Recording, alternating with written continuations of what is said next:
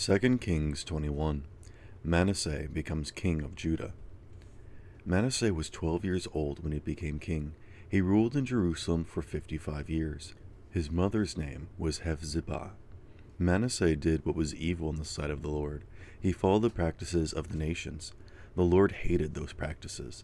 He had driven those nations out to make room for the people of Israel. Manasseh rebuilt the high places. His father Hezekiah had destroyed them. Manasseh also set up altars to the god Baal. He made a pole that was to worship the goddess of Asherah. Ahab, the king of Israel, had done those same things. Manasseh even bowed down to all of the stars, and he worshipped them. He built altars in the Lord's temple. The Lord had said about this temple, "I will put my name there in Jerusalem." In both courtyards of the Lord's temple, Manasseh built altars to honor all of the stars. He sacrificed his own son in the fire to another god. He practiced all kinds of evil magic. He got messages from those who had died. He talked to the spirits of the dead. He did many things that were evil in the sight of the Lord. He made him very angry.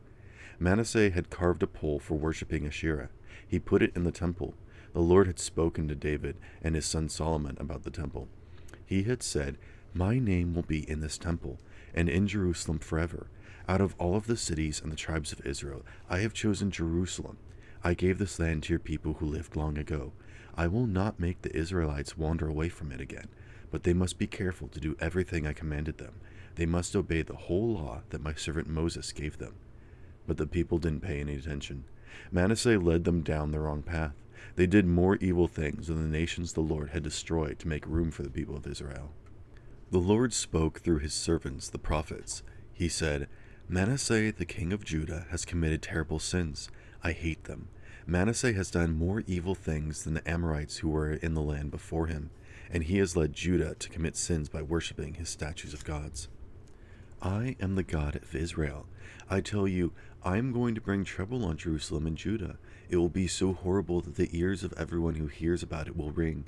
I will measure out punishment against Jerusalem just as I did against Samaria.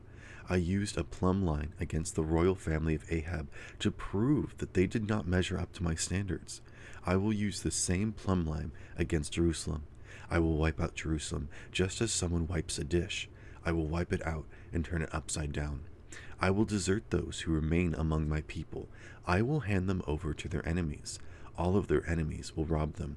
That is because my people have done what is evil in my sight. They have made me very angry. They have done that from the day their own people came out of Egypt until this very day." Manasseh also spilled the blood of many people who weren't guilty of doing anything wrong. He spilled so much blood that he filled Jerusalem with it from one end of the city to the other. And he caused Judah to commit sins, so they also did what was evil in the sight of the Lord. The other events of the rule of Manasseh are written down. Everything he did is written down. That includes the sin he committed. All of those things are written in the official records of the kings of Judah. Manasseh joined the members of his family who had already died. His body was buried in his palace garden. It was called the Garden of Uzzah. Manasseh's son Amon became the next king after him. Amon becomes king of Judah. Amon was 22 years old when he became king. He ruled in Jerusalem for 2 years. His mother's name was Meshullemeth. She was the daughter of Haruz. She was from Jotbah. Amon did what was evil in the sight of the Lord, just as his father Manasseh had done. He lived the way his father had lived. He worshipped the statues of the gods his father had worshipped. He bowed down to them. He deserted the Lord, the God of his people. He didn't live the way the Lord wanted him to. Amon's officials made plans against him. They murdered the king in his palace. Then the people of the land killed all those who had made plans against King Amon. They made his son Josiah king in his place. The other events of the rule of Amon are written down. Everything he did is written down. All of those things are written in the official records of the kings of Judah. Amon's body was buried in his grave in the Garden of Uzzah. His son Josiah became the next king after him.